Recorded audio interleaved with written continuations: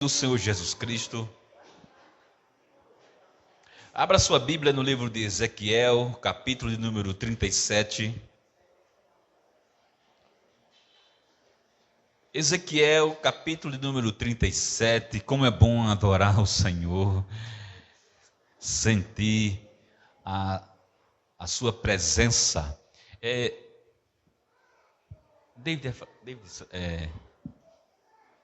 David está por aí? Sou.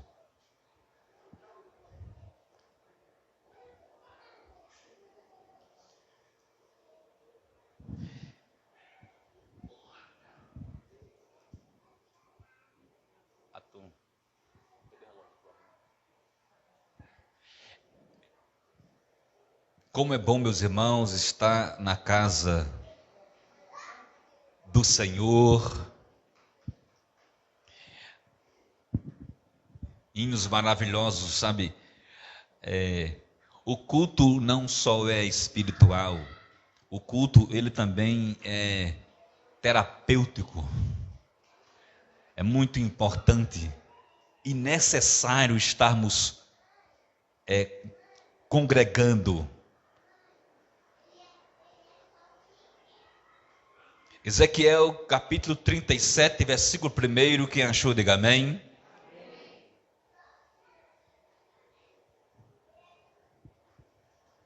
Veio sobre mim a mão do Senhor, e o Senhor me levou em espírito e me pôs no meio de um vale que estava cheio de ossos. Me fez andar ao redor deles, e eis que eram muito numerosos sobre a face do vale, e estavam sequíssimos. Curve sua cabeça, em nome do Senhor Jesus Cristo. Ore comigo agora, também ore por mim, em nome do Senhor Jesus Cristo. Como disse o apóstolo Paulo, orai por mim para que me seja dada a palavra no abrir da boca.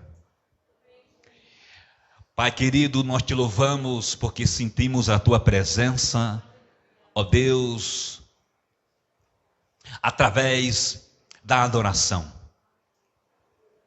Oh Deus, eu tenho certeza, Pai, daqueles que abriram não só a boca, mas a alma, sentiram a tua presença.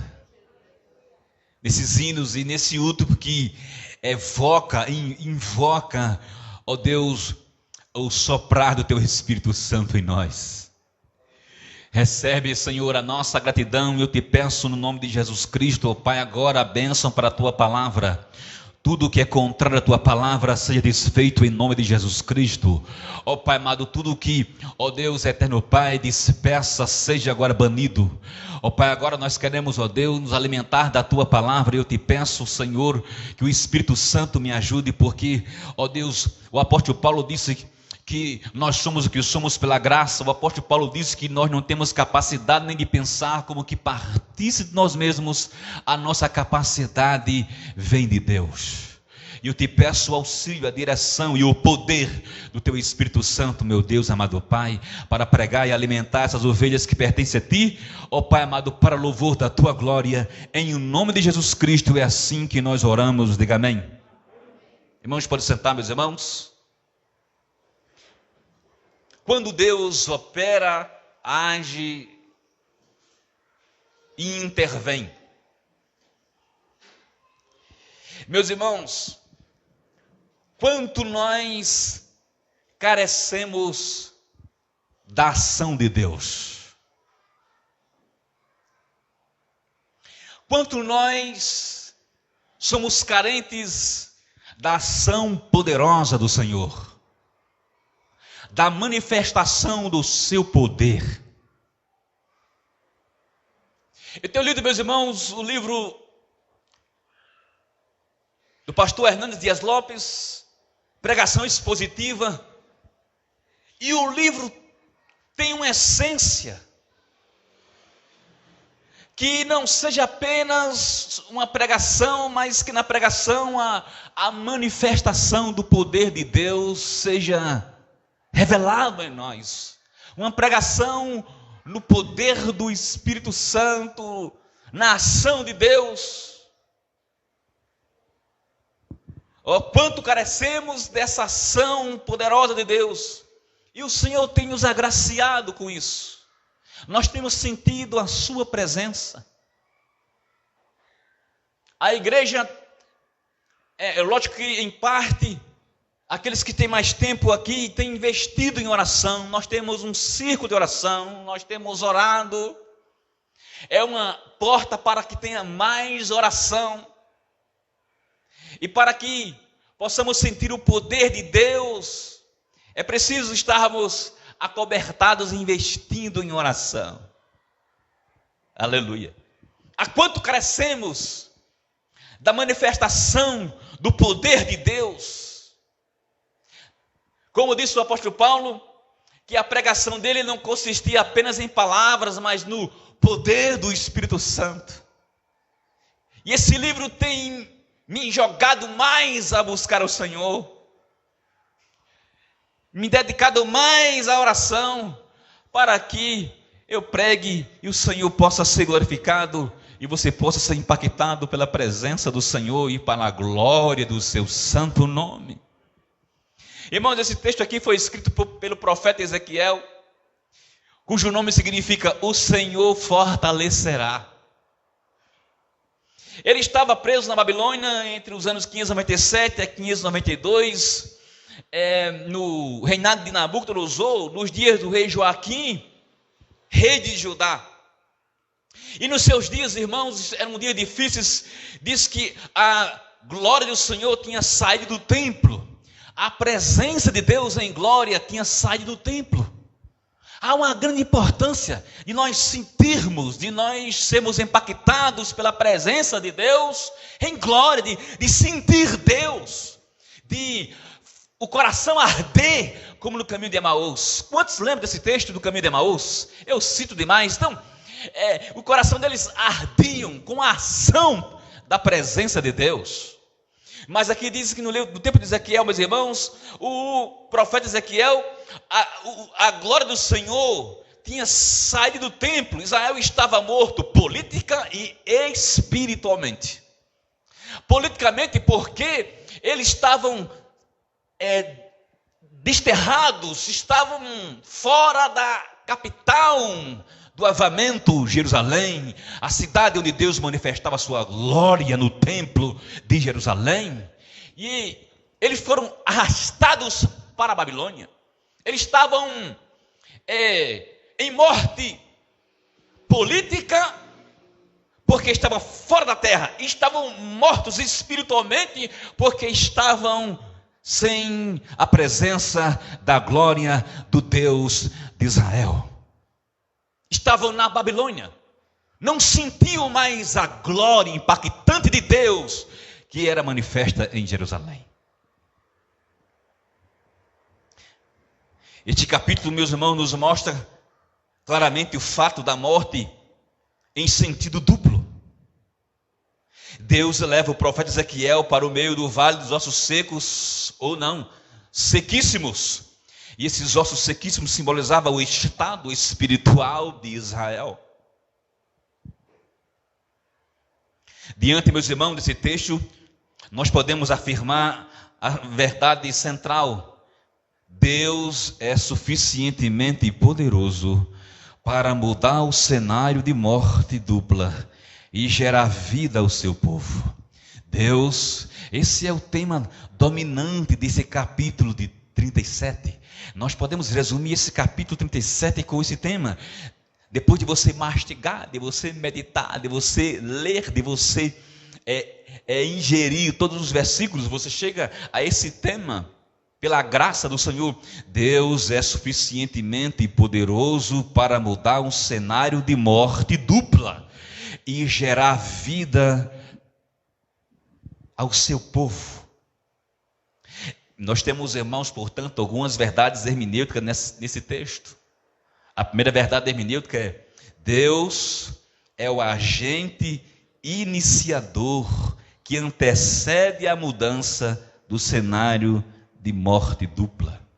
Deus, irmãos, é esse agente iniciador que antecede essa mudança de morte para a vida. Meus irmãos, é Deus quem muda o quadro. Parece ser simples, irmãos, mas tem hora que nós, servos do Senhor, os líderes da igreja, os diáconos, os irmãos que estão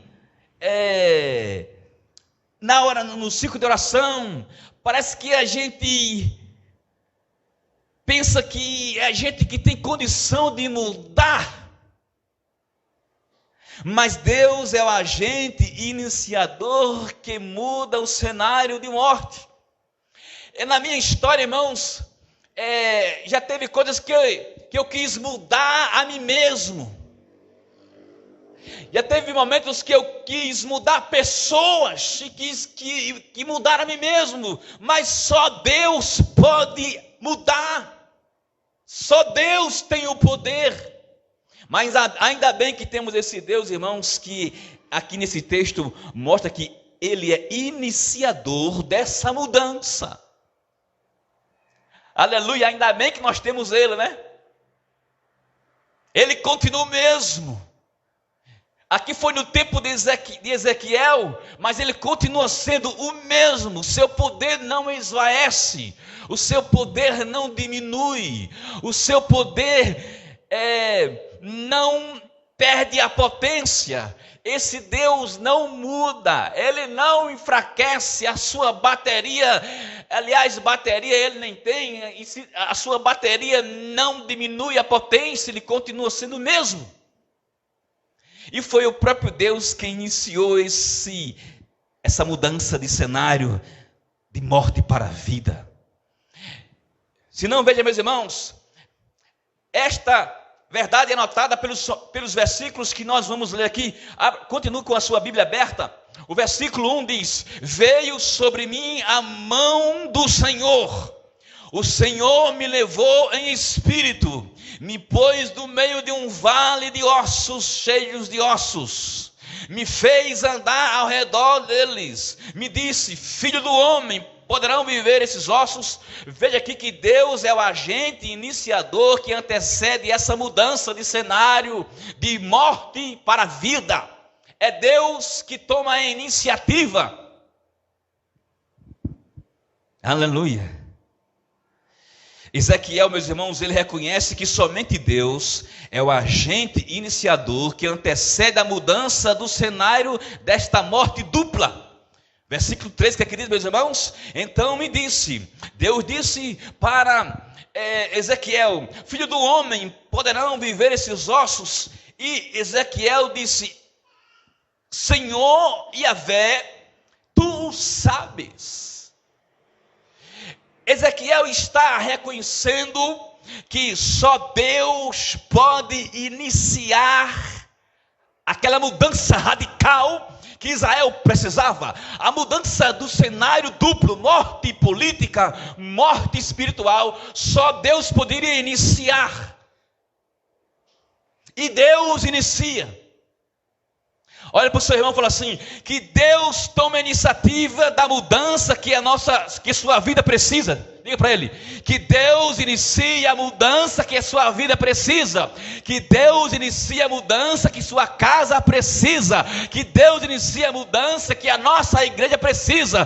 Que Deus inicie a mudança que a igreja de Arco Verde precisa. Que Deus inicie a mudança que a igreja de Pernambuco precisa. Que Deus inicie a mudança que a igreja brasileira precisa. Que Deus inicie a mudança que as nações precisam. Que Deus inicie a mudança que a igreja da Europa precisa. O berço do presbiterianismo, disse o pastor Hernandes Dias Lopes, que foi lá na Europa, e onde nasceu a igreja, o presbiterianismo, a igreja presbiteriana, diz que o local onde se sentia a presença de Deus se tornou um bar. E ele diz com muita dor no coração, falando dos 500 anos da Europa, dos 500 anos da reforma protestante. Ô irmãos, será que isso incomoda você? Será que isso incomoda você, uma igreja europeia, fria. Uns americanos tão frios, ou nós devemos tanto, meus irmãos, aos americanos. Foi eles que trouxeram para cá a palavra do Senhor. Foi um americano que evangelizou Dona Lídia, cheio do Espírito Santo, e através dele nasceu o Betel brasileiro. Devemos muito à América, na semeação, na semeadura da palavra de Deus. Devemos muito a eles. Devemos alguns europeus. A própria igreja presbiteriana vem do berço europeu. Que Deus, irmãos, inicie a mudança que a nossa igreja precisa, que a nossa vida precisa. Diga amém, em nome de Jesus. Aleluia. Porque alguém já disse que o avivamento não é obra de homens, o avivamento é uma ação soberana de Deus. Nós não temos capacidade de avivar, mas escuta uma coisa, nós temos o dever e o privilégio de orar. Precisamos buscar mais ao Senhor. Precisamos, por isso que abrimos o ciclo de oração. Não é uma campanha de 7 dias. Eu não estou dizendo que uma campanha de 7 dias não seja algo bom, é algo maravilhoso, porque orar sempre é bênção, amém? Mas sempre assim, uma campanha, sabe, irmãos? Aí a pessoa, vou fazer 7 dias, já houve aqui, uma época que a irmã disse, vamos abrir uma campanha da tarde, 7 dias, aí foi 7 tarde e depois acabou. E nós abrimos esse ciclo de oração como um culto oficial, não é campanha não, é um culto de oração até que Jesus venha arrebatar a sua igreja, e que essa igreja esteja firme. E eu vou dizer assim, eu tenho certeza que essa casa Betel, ela foi fundada pelo Senhor, não foi por homem. Essa casa Betel, aqui em Arco Verde, foi fundada pelo Senhor, e ela vai subsistir até o dia do arrebatamento da igreja. Aqui a Holanda, e a Holanda que viu o fundamento, né? Era bem novíssima, não é? Se bem que ela hoje... ela também continua abençoada, linda e abençoada. Só que ela era muito novíssima. E ela viu, irmãos, essa casa vai permanecer até o dia do arrebatamento da igreja. Escute o que eu estou dizendo. Desde que eu comecei aqui, eu não sei dizer precisar o momento, mas Deus falou isso no meu coração. Vai permanecer. Por isso nós abrimos um ciclo de oração, não a campanha não, mas para um culto oficial de oração na presença do Senhor. Quem tem podido participar? Levante a mão. Quem tem podido participar? Segura a mão aí. Aleluia. A Bíblia diz, nesse mesmo livro de Ezequiel 22:30, que diz que se Deus tiver uma brecha, Ele livra uma cidade. Deus disse assim, eu procurei entre eles um homem para que tivesse na brecha em favor dessa cidade, mas a ninguém encontrei. Deus está dizendo que se tiver uma pessoa orando, pode livrar uma cidade. Às vezes tem 17 aqui orando, não, Creuza? Cadê Creuza? Já teve, qual foi o número maior aqui de segunda oração? 18 pessoas, por um só Deus livra uma cidade. Estamos continuando no combate, não vai parar, não é campanha, é culto, círculo de oração. E eu tenho certeza que o Deus poderoso, Ele vai iniciar a mudança que nós precisamos. Aleluia. Meus irmãos, vamos para a segunda verdade, meus irmãos. Deus é o único suficiente e poderoso para mudar o cenário de morte para a vida. Além dele ser o iniciador que antecede essa mudança, que antecedeu essa mudança do capítulo 37 da história política e espiritual de Israel, ele é suficientemente poderoso para mudar esse cenário. Olha comigo o versículo 37, versículo 5 e 6, que aqui diz. 37, versículo 5 e 6. Quando o profeta Ezequiel fala assim, Senhor, tu sabes. Ezequiel está reconhecendo a sua impotência diante de um quadro espiritual cadavérico, diante de uma morte espiritual tenebrosa, um estado político espiritual tenebroso. Ezequiel não teve condições de falar, a não ser dizer: tu sabes, Senhor, eu me sinto impotente, eu não sou capaz, eu sou um homem. E ele é chamado várias vezes aqui, filho do homem. Eu sou humano, eu não consigo dizer outra coisa, a não ser: tu sabes. Aí Deus, que é poderoso o suficiente, diz assim, versículos 5 a 6, ele diz assim: assim diz o Senhor Jeová. Oh glória, aleluia. Ezequiel disse assim: tu sabes. Aí Deus assim: agora eu vou falar. Agora eu vou iniciar e vou mostrar que eu sou poderoso para mudar esse quadro cadavérico. Agora não é mais as palavras de Ezequiel, aleluia. Agora são as palavras de Deus. E as palavras de Deus começam assim: assim diz o Senhor Jeová. Que coisa tremenda, hein, Carlos? É que é Deus disse: deixa que eu falo.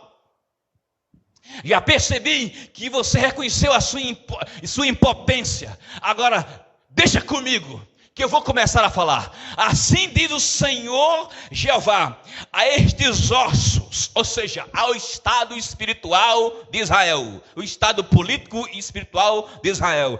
Assim diz o Senhor Jeová a estes ossos: eis que farei entrar em vós o Espírito e vivereis, e porei nervos sobre vós, e farei crescer carne sobre vós, e sobre vós estenderei pele, e porei em vós o Espírito e vivereis, e sabereis que eu sou o Senhor.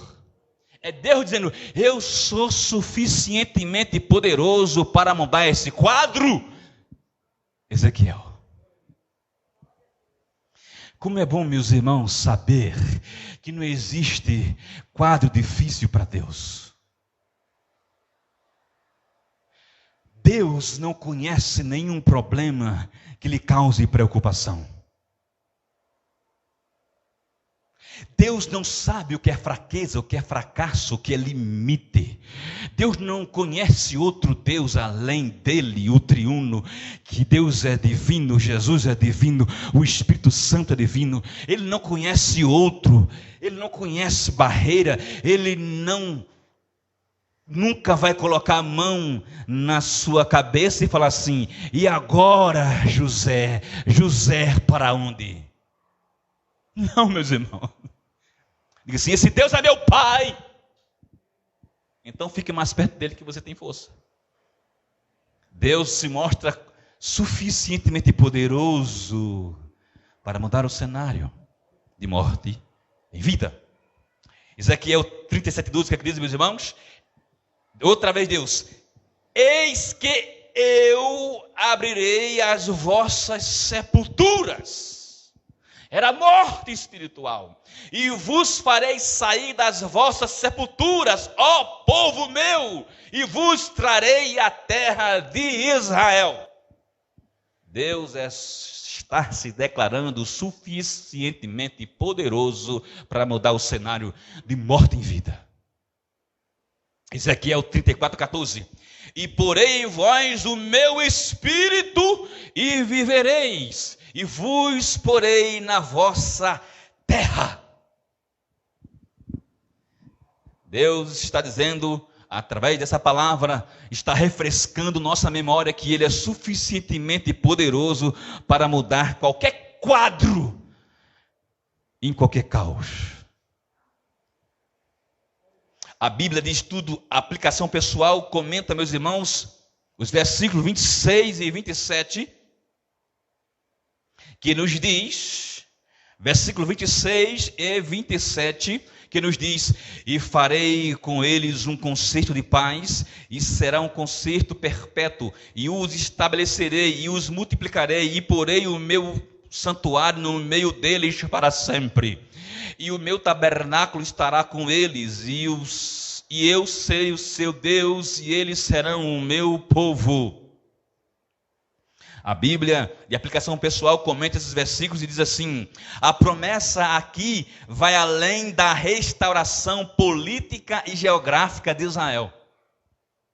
A Bíblia, de aplicação pessoal, diz que a restauração aqui vai além da restauração política e geográfica. Ou seja, além do comando político do retorno de Israel para Jerusalém e se tornar um povo forte, uma nação forte, vai além. Deus prometeu soprar nova vida espiritual sobre o seu povo. E é isso que nós temos pedido a Deus. É isso que tenho pedido a Deus por minha própria vida e por nossas vidas, para que Deus sopre uma nova vida espiritual sobre a nossa igreja. Diga amém. Peça também.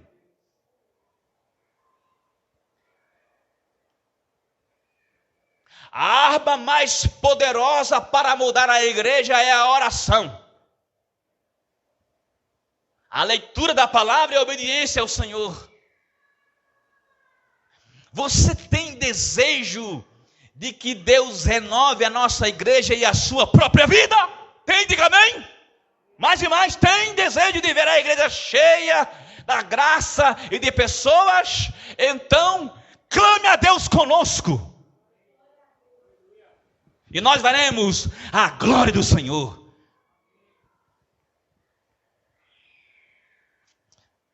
Meus irmãos, a terceira e última verdade. Nós, seres humanos, mortais e limitados, somos cooperadores desse agente todo-poderoso. Nós, seres humanos, mortais e limitados, somos cooperadores desse agente todo-poderoso. Perceba, meus irmãos, que Deus mostra aqui em sua palavra a questão da humanidade, da limitação e da mortalidade do profeta Ezequiel. Olhe comigo o versículo, Salmo 37, versículo 3, o que diz, meus irmãos? 37, versículo 3 diz, fala sobre filho do homem. Versículo 37, versículo 9. Filho do homem. Capítulo 37, versículo 11. 37:3, filho do homem. 37:9, filho do homem. 37:11, filho do homem. Por 3 vezes Deus declara que Ezequiel é filho do homem, dizendo assim: você é humano, você é mortal, você é ilimitado, você não pode, mas nesse estado, você, onde está Israel, nessa morte espiritual, dupla, política espiritual, você vai ser um cooperador comigo. Eu quero que você coopere comigo. Quem vai operar sou eu. Quero só que você coopere comigo. Abra a sua boca e profetize. Irmãos, é interessante que Deus podia dizer assim: Ezequiel, fica aí sentado que eu vou fazer. Não é assim? Mas Deus se utiliza de um vaso de barro, de um mortal pecador, limitado, humano, para dizer assim: abra a sua boca e profetize. Ezequiel 37:4. Profetiza. Deus ordena. Ezequiel 37:4. Ele obedece. Profetizei. Ezequiel 37, 9 e 10. Vamos ler? Ezequiel 37, 9 e 10. E ele me disse, Deus disse: profetiza ao Espírito, profetiza ao Filho do Homem, e dize ao Espírito: assim diz o Senhor Jeová, vem dos 4 ventos, ó Espírito, e assopra sobre esses mortos, para que vivam. E profetizei como ele me deu ordem. O Espírito entrou neles e viveram e se puseram em pé, um exército grande em extremo. Nós, seres mortais limitados humanos, somos cooperadores desse agente todo-poderoso. Amados irmãos, Ezequiel entende a sua vocação. e é impelido por Deus para viver esta vocação de ser cooperador deste supremo e poderoso agente de mudança de cenário de morte para um cenário de vida, pela ação do Espírito Santo. É interessante que Deus, ele é o iniciador, ele é o suficientemente poderoso para fazer, mas ele usa o cooperador Ezequiel para que ele peça a ação do Espírito Santo sobre o seu povo. Vamos pedir a ação do Espírito Santo sobre a nossa igreja? Não só sobre a nossa, mas sobre a igreja de Arco Verde. Amados, o texto lido e pregado refere-se à nação de Israel, sobre o estado espiritual de Israel da época do profeta Ezequiel. Aí eu pergunto, como se encontra a maioria das ovelhas do Senhor nesse contexto, especialmente contexto ainda pandêmico? Como se encontra? Pastor Hernando Dias Lopes, no seu livro Pregação Transformadora, que eu comprei, acho que o mês passado, ele diz assim: a igreja, quando ele fala a igreja, ele não está falando todo mundo, irmãos.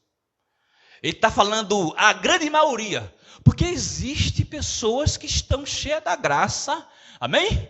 Estão congregando. Olha para vocês aqui, olha para o seu irmão, olha para ele, olha para trás aí. Não está todo mundo, ele fala a maioria está assim, você está aqui. Tem gente orando no ciclo de oração, tem crente orando aqui nos cultos de oração, tem crente recebendo a doutrina do Senhor. Vocês estão aqui. Tem muitas igrejas que estão congregando, mas na maioria, ele está falando no respeito à maioria. Sabe como é que ele diz que está a maioria da igreja no Brasil? A igreja está como uma vinha murcha. Ele não está falando de todos os irmãos, ele está falando de alguns, ou então a maioria está como uma vinha murcha. Fala para um irmão do Rio Grande do Sul que alegria ele vai sentir de uma vinha murcha. Ele vai sentir angústia, porque não vai dar uva. A maioria está como uma vinha murcha.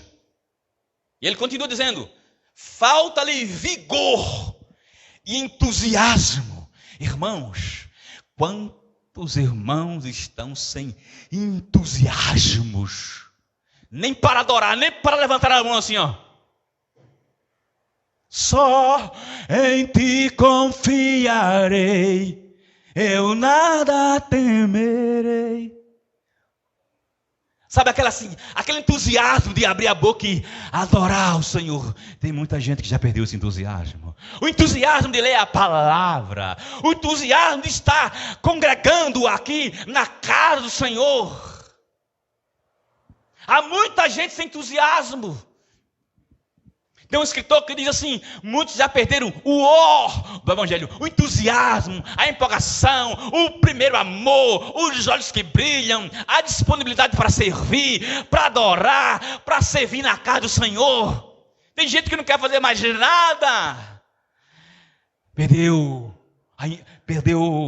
o vigor, a força espiritual, o entusiasmo. Jesus escreveu para a igreja de Éfeso que ela tinha perdido o primeiro amor.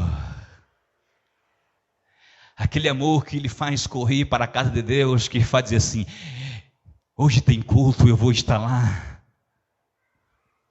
Hoje tem culto e eu vou adorar.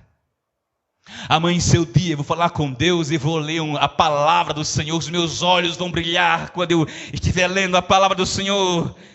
Quem aqui já leu a palavra do Senhor, lendo as cartas de Paulo, a Bíblia Sagrada, e começou a chorar, fala assim: oh Deus, aviva. Quem aqui já leu o livro de Atos dos Apóstolos, ficou apaixonado, dizendo: oh meu Deus, que tempo bom de igreja. Quem já leu aqui o livro de Atos, levanta a mão, se quiser. Quando eu leio o livro de Atos, eu digo: meu Deus,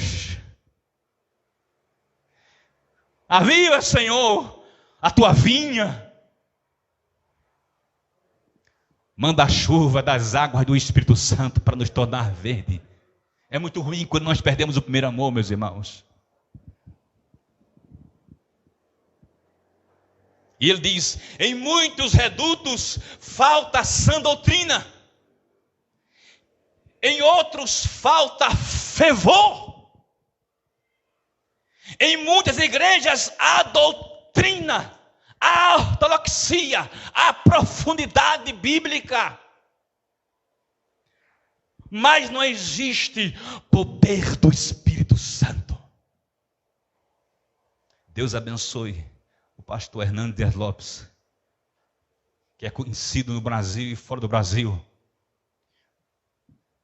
Ele pede a Deus que a vive, porque ele convive na sua igreja, na sua denominação, que é profunda nas Escrituras, estuda como os batistas também, mas ele fala assim: cadê o poder do Espírito Santo em nós? Falta o poder de Deus. Tem muito conhecimento grego e hebraico, treinamento, seminário. O que não falta é seminário hoje. Tem online, tem presencial, tem de noite, tem de dia, tem de madrugada, tem de graça, tem pagando.